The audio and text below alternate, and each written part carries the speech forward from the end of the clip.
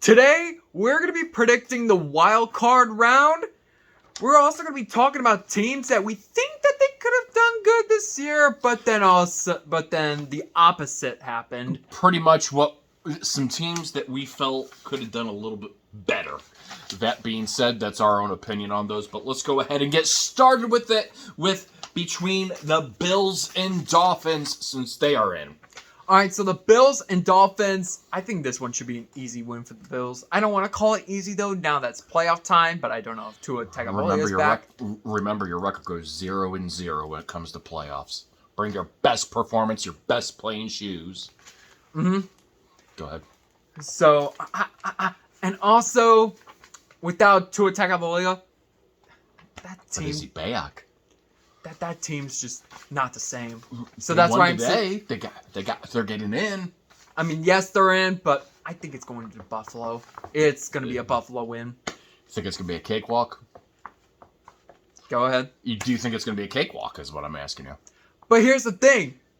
I don't really want to say cakewalk starting now because it's playoffs. Anything can happen. Remember last year? Both number one seeds in the playoffs were out in the divisional round. Yeah. That's something you got to keep in mind of. Yeah, exactly. So, those are big. Me, between the Bills and the Dolphins, I also have the Bills going. Josh Allen is playing very, very good football right now. I don't see anything slowing him down. The Dolphins made it in today by winning. They used Skylar Thompson, I think. So, then again, even if Tua is back, he's healthy. I don't know. I just don't think they're going to be able to stop the Buffalo Bills. Let's move on to the NFC side.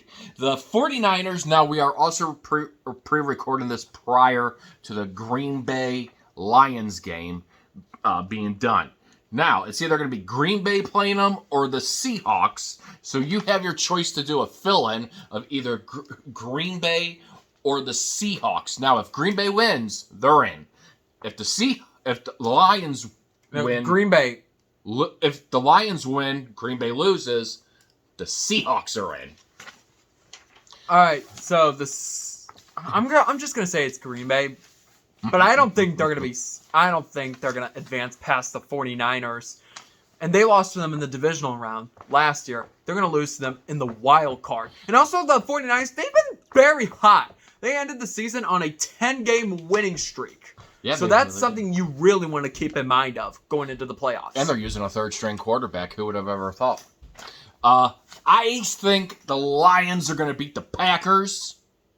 And the Seahawks are going to make it in. That being said, the 49ers are hot. They really are. If you had to put between two teams here that were really, really, really going in, that are very hot teams going in right now, it's the Bengals and the 49ers. They both are, on the AFC side, the Bengals are playing some of their best ball ever. The 49ers are playing some of their best ball on the NFC side. But I think the 49ers ultimately would be able to beat either, if Green Bay was to go in, or the Seahawks, they'd be able to beat either of those two teams. So I'd say 49ers advancing. What do you think about the Bengals and the Ravens? They just played again. They played today, too. And also keep in mind this is going up on Monday, when you guys are going to be watching this January 9th. How about you just post it today so that way they have it? But anyways, besides all of that, I mean, both teams are good teams. Not going to lie. I mean, Lamar Jackson has made it to divisional rounds, not going to lie. But we're playing. Yeah. And also, you got to figure, Joe Burrow. They've also been playing some good football lately as well. I'm thinking Joe Burrow. It's going to be a Joe Burrow year. I think they advance to the divisional round. I literally had to sit here and think about this for a little bit because they both played today. Yeah, the Bengals won today. Does that mean they're going to win next week? No. 0-0 is what it's going to go to. We didn't see Lamar Jackson out there on the field today. Again, there's things that go involved with this. This, I literally had to do a coin flip, and it's to be fair. I have nothing against the Bengals. I really don't one bit. I think they are a great team. I think they've done very, very well this year. However, for some reason, I have a feeling there always has to be a big upset between a team, and this is going to be the one. Lamar Jackson's going to shock them, and the Ravens are going to beat the Bengals. All right. So the next one we're going to do is Giants and Vikings. This one hopefully should be a good one. And remember, earlier in the season, a little bit early on December 17th, the Vikings overcame a 33-0 comeback. That's something you want to keep in mind of. But the Giants, I mean, they almost started, they kind of went on a decline, but then they kind of went back up. But they're in the playoffs. They're a 6th seed team. I don't know. The Vikings, they keep winning in close games. I mean, sometimes you're going to have to go with an upset. And I say this is one right here. Giants advance. You know, I would have liked to see the Giants today to play more aggressive and use Jones against the Philadelphia Eagles.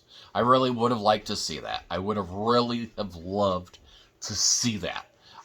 Just because, yeah, you're in the playoffs. I know you want to keep somebody out, but I think Jones would have needed a little bit more than going from there just to send a statement and try to stop the Eagles, even though they were going to win the division no matter what because the Cowboys lost.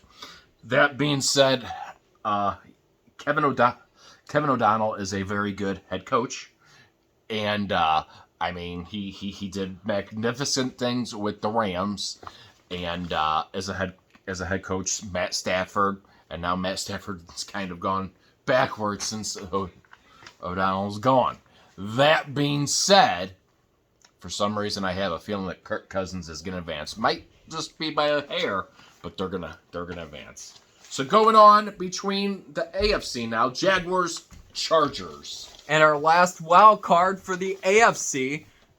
This should be a good matchup. Justin Herbert and Trevor Lawrence, this is both their first playoff appearances together. Yeah. And this is Justin Herbert's 3rd season, while Trevor Lawrence's, this is only his second season. So that's something you want to keep in mind. And also keep in mind, with the combined 2 seasons from 2020, 21, and 2021, 22, the Jaguars only won 4 games. Only one in 2020, 21. That might be an improvement from a couple seasons ago to today's world. But the Chargers, I mean, back-to-back 30 passing, touchdowns for Justin Herbert to start off his career, and not even in the playoffs. And then here we are today. He's a playoff, player. I'm going to play spoiler over here. I think Jacksonville advances. Jacksonville will advance to the divisional round for the first time since when they were nicknamed Saxonville. Okay. Well, I think it's going to be a good game as well, too. I really do. I like both head coaches. I like both quarterbacks. I think they're both playing... I had some better expectations for Justin Herbert this year in that division. That division was supposed to be... everybody was like, oh, the AFC... the division with the Chiefs, Broncos. It was kind of a spoiler because, I expected the Chargers really to hold a lot of competition there. I really expected them to have a little bit more ground on the Chiefs this year than what they should, what their record is. So I think their record's a little misleading just because one week they could play excellent, then the next week there's that inconsistency. However, I think this is one of those weeks, as much as I would love to see Jacksonville get past that hump, I think it's going to be another year they're going to have to wait before they can make it on to a divisional round. That being said, I think the Chargers are going to squeak by in it and advance to the divisional round. All right, so for our last NFC wild card, we have the Tom Brady 8-9. Oh my goodness, that division has a losing record. All 4 teams have losing records versus a 12-5 Cowboys team. They got smoked by Washington today. Commanders. So, but anything can happen. Keep in mind, who knows? They could have been resting players for the postseason. So, oh no. So, 12-5. A 12-5 Cowboys team almost. I think that's the same record that they had last year too. Could have been. Yeah, same record. Doesn't But mean then- anything in playoffs. But then Tampa Bay over here, 8-9. That's just Doesn't mean it is horrendous. cringe. But But now and- their record's 0-0. But anything can happen with Tom Brady. Yep. We've seen magical moments out of Tom Brady. Magical moments. I'm sorry, Cowboys. We what? I was gonna side with you for this game, Oh, but I'm Jesus. sorry. I think it's Tom Brady's year Huh? to go to the divisional round. Oh wow. Okay, you think it's Tom Brady's year? Almost every year he goes to a divisional round. Not every year. What did he go last year? Yeah, Did he go the year before? yeah. What did he do the year before last? He lost in the wild card Last year he lost. and the 2019-20 playoffs. He lost to the Tennessee Titans. What did he do in the next season? Win a Super Bowl. Thank you. What did he do last season? Lose to Stan Kroenke. Thank you. So yeah, so this guy makes it pretty far every time. Almost Every time he plays. I mean, and you do make sense. You know, Tom Brady has experience. The Cowboys were shaky. Who did they play last year? The 49ers, and they lost in the wild card. Yeah. Cowboys lost to the 49ers. 49ers last year. However, you know, this is a whole... Okay, look. Aside of everything, this guy, one day he says he likes the Cowboys. The next day he wakes up and he says, oh, the Cowboys are da-da-da-da-da-da-da. I like the Cowboys defense, despite what happened in Washington with the Washington Commanders game today. I think there's that there. This is a whole different team. It really is a whole different team. They have a very good pass rush. And just something makes me say they're able to knock Tom Brady out of the playoffs. And the Cowboys advance to the divisional round. And then we get to hear the drama of if Tom Brady's going to retire again. Or is he going to write a novel? Or is he going to make a TV commercial about where he's going to be next year? Maybe him and Russell Wilson can tag team in a commercial and talk about their dreams. That being said, I think there's something special about this Cowboys team this year. And I think it's time for them to beat the Buccaneers and advance. All right, and now we're gonna do our teams that we thought that they were gonna do good this year, but the opposite happened. And also, my dad has coaching things that he'll also say as well. Yeah. But we're just gonna start with the teams that we thought that they were gonna do good, and the opposite just happened. Like the Raiders, for example.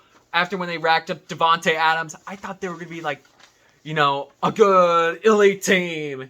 What happened? 6-11.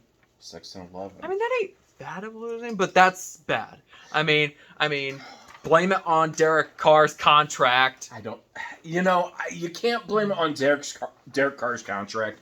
Here's how I have mixed emotions off of that. First and foremost, they should have done a little more due diligence. That was Davis, the owner, doing what he felt was best, and I respect that 100%. But you had you had a guy that made it to your wild card round, in Rich Bisaccia last year.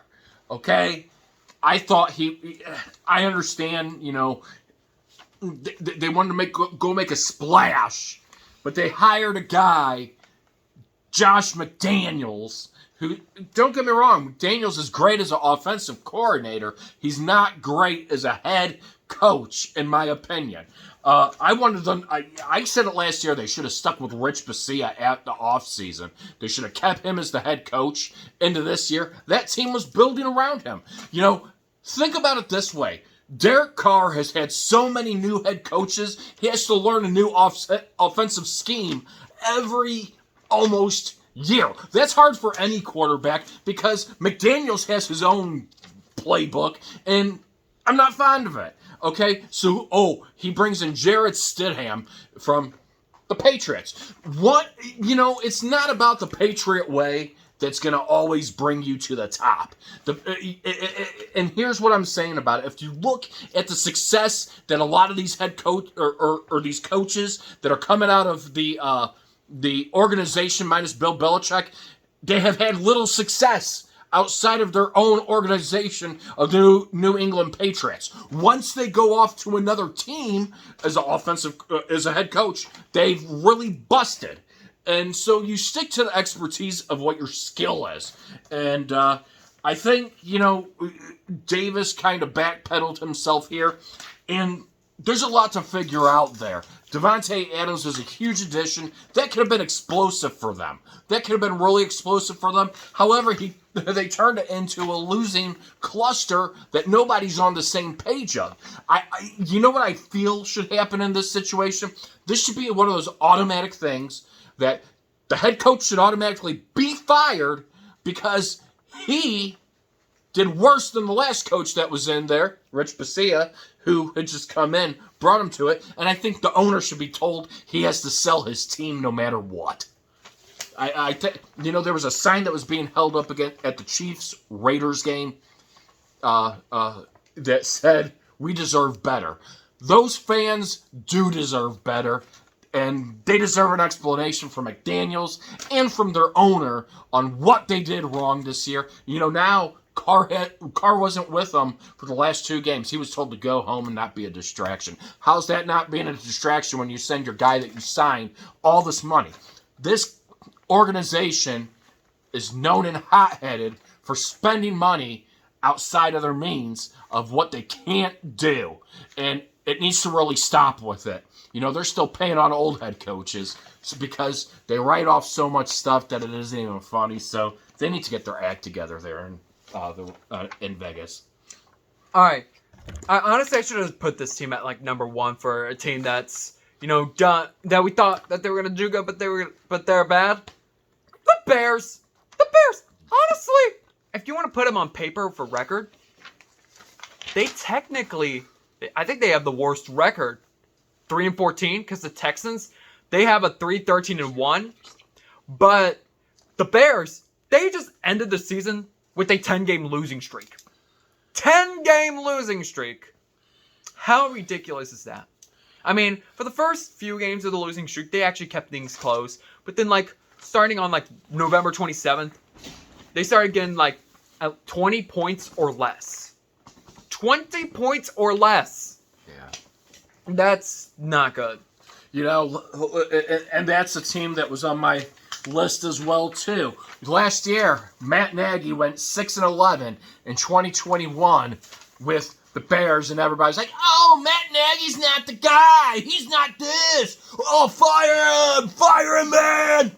This is what fans do, and hey, am I exaggerating a little bit? No, I'm not exaggerating a little bit. And then here you hear this guy, Eberfloss, is coming in, and Justin Fields is going to be the top quarterback. Oh, man, he's going to make us win it all. Oh, yeah. And Justin Fields slides in the rain. They're having fun out here. And what does their record become? 3-14. Worse than what Matt Nagy did last year with you guys. How's that working out for you? Wait, there was a Saturday Night Live skit that went, "The Bears," where they were drinking beer. The Bears drinking beer, okay? Because that's what it is. I think Eberfloss should be automatically fired, and the owner should be told he has to sell his team because they went spiral backwards from last year. Yeah, they were 6-11 last year. Look, stick to the profession of where your expertise is. I understand you're trying to save money and expenditure, get a new coach out here, but some of these people are better at a coordinator position than a head coach. And it's a big responsibility when you take on the job as a head coach. You're the last one there. You run that organization from the ground up. Eat your heart out, people. I mean, yeah. I would have liked to see a little better out of them. All right. Go ahead. The Broncos. I mean, Russell Wilson, here's this guy in February 2022. Oh, he has a contract that runs through 2028. Yeah, 5-year contract. Here's a guy who's never thrown a ball in Denver, and he's going to be our dream. Eat your heart out, LA. 5-12. Hey, at least he got a win today. He got a win, not a one. He got a win. They did win today, but go ahead. Yes. And then what happened? Like the first, 100 weeks? They couldn't even put up, 23 points was their maximum, and that's it. And finally, around the Chiefs game, they started putting up more points. Yeah, the Chiefs games. But if they should have done that earlier in the regular season, they could have probably won more games. Probably not. I don't. And here's the thing: I don't blame Nathaniel Hackett on that. You know what I've learned about this? Russell Wilson, and I might catch criticism out of this, and I'm sorry. Russell Wilson's a hard person to work with. He really is. There has been a locker room chemistry that he's very hard to work with. Some say he has his own office. What quarterback has their own office? He's not even a head coach. You know, there was a thing that there was a Facebook meme going out the other day that that the Broncos released him and hired Uncle Rico, who's the only quarterback. If any of you guys have watched Napoleon Dynamite, Uncle Rico was the only quarterback that could throw a ball over the Rocky Mountains. And look, I don't believe in giving somebody a contract extension before they put a ball. Who are you going to hire now? Who are you going to be able to bring in when you just gave this guy a 5-year deal extension worth $242 million? You know, are you going to sit down with Russell and say, hey, Russell, come here, my friend. We need to talk about your contract. Yeah. You think Russell's going to sit down and say, yeah, I think we need to build. I think we need to do this. He wants his money. He's getting what he wants. He don't care what numbers he puts up. Poor Hackett is the scapegoat for the whole situation, and I do feel bad for him on that. Nathaniel Hackett was the scapegoat. Should he have been out there as a coach? No, probably not. I would be happy if I got fired from this team because they are dysfunctional. And you can blame that on Elway, you can blame that on the ownership, and you can go from there. I mean, there were fights on the sidelines with their players because they were getting so disgruntledly mad because of how that chemistry was. And here's Russell Wilson looking at his tablet on the sideline. Hey, at least I'm getting my $242 million, people. Those are my dreams for you. He should do a State Farm commercial about his dreams and $242 million. Hey, I'm in the wrong industry. So, there you go on that one. Alright, so for my fourth team that, we're going to go completely backwards, is the Los Angeles Rams. Wow. That's a team that I thought that, hey, I think they're going to compete. Maybe they're going to compete. Even though they lost Von Miller, that maybe they could go back to the playoffs. Maybe with Matthew Stafford, he's not that bad after all. What happens? They miss the playoffs. And with one of the worst records ever. Well. Probably even worse than what they were in St. Louis. But they did pick up Baker Mayfield, but if you should have put up Baker Mayfield here sooner. Maybe you would have been closer. Maybe you would have been closer. Probably still eliminated closer. I don't know. We'll see what happens. Here's the thing. I got to go with the Texans here. This was the Lovie Smith hire baffled me for there. Considering the last time he had coached at NFL was with the Tampa Bay Buccaneers in the 2 years he put up losing seasons. Now, given the fact he was with the Bears, those are where the Bears had some very good highlights. He was back and forth though, really there. I mean, he lost in a Super Bowl to the Colts. He lost in a division game and a championship game, but his numbers there were kind of back and forth between, big winning percentages to losing percentages in Chicago. When he was the head coach of Tampa Bay, it was just a cluster and it was a downward spiral from there. So it kind of baffles me. And he I think that was 2015-16. So it's been a long time transition. The Texans really don't have. I'm not sure if they saw him as a transitional guy to come in and work with, younger. You have Mills, the whole team. I mean, what they have. And sometimes you can't. It's hard to say you blame the head coach. The head coach, unfortunately, takes the big responsibility of it all. But I just kind of saw, out of what is out there in the pool to go ahead and hire from head coaches, there's a lot more that they could go to aggressively after and bring in. I think the last team on my list, I mean, I could say one more, but the last team on my list is the Panthers. When they racked up Baker Mayfield, I thought the Panthers would be a little bit more competitive. I mean, they did kind of finish this. I mean, they finished the whole season with a 7-10 record. But who knows? I thought they could have been maybe a little worse. But they got Baker Mayfield in the offseason. A little bit worse, yeah. But they just weren't the Panthers I probably thought of. Like the Panthers, and maybe they could have been a little bit more competitive, but yeah, not as well we thought. I can see that.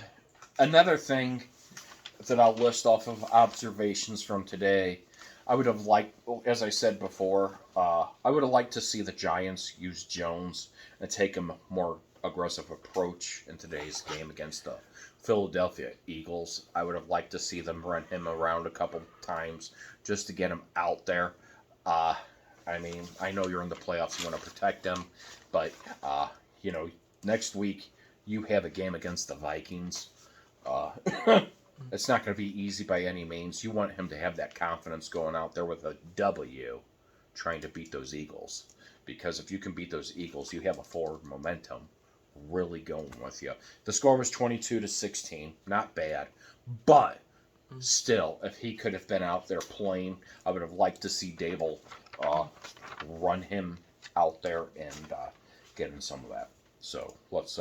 You have any more? I do not have any more teams. Another thing that I want to go ahead and point out, and we kind of refrained last week from doing one because of Damar Hamlin, the Bills Bengals game and everything, and I want to talk a little bit and elaborate for that a little bit. First and foremost, our thoughts, prayers go out to Damar Hamlin, his family, and everybody, the Bills organization, even the Bengals organization out there. Class act by everybody, getting together, working as a team all over, working to get everything all done there. That was 100%, 100% everybody between two organizations coming together. Great, class act by Zach Taylor of the Bengals, coming together, condoling, with Sean McDermott. Nothing's ever been seen like that before. They called the game. And then the NFL, said, they don't want to play that game, and so they were going to kind of do everything there. They were going to put it off. There's been a lot of frustration out of that, simply because, and here's my take off of that. Again, I understand you want everybody to be healthy. Again, I like what they're doing for Hamlin. They're setting up between the NFL and the NFLPA to where they're able to pay his contract for the remainder of the terms and conditions, so that way he's able to have that income.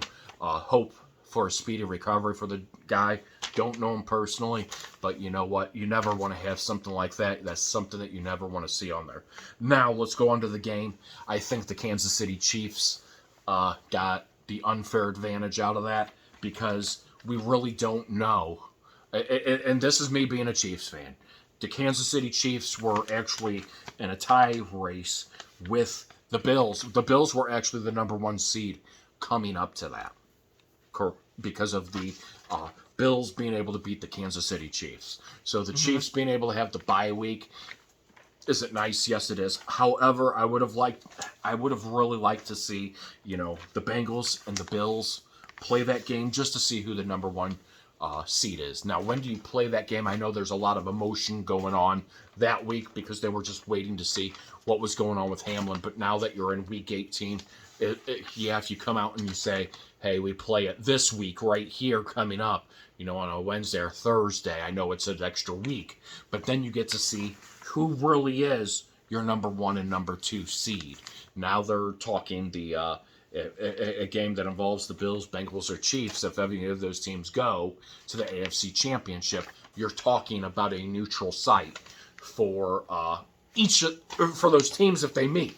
So, to me, I'm back and forth about that. I've seen a lot of heat off of it just because, the Chiefs really did get the advantage for the number 1 bye then after that. But then again, this is also something, as long as the organization's okay with it, it's one of those things that has to be, I'm pretty sure, the league talking to the Bengals and the Bills about it. I'm pretty sure they made that judgment call as well, too, whether they did or not. But I would have really liked to see, my opinion, see them say, the NFL say, hey, you know what? Now that we know Hamlin's doing well, he's still in critical condition, but he's now not he's breathing on his own and everything. Hey guys, do you guys want to play it this week?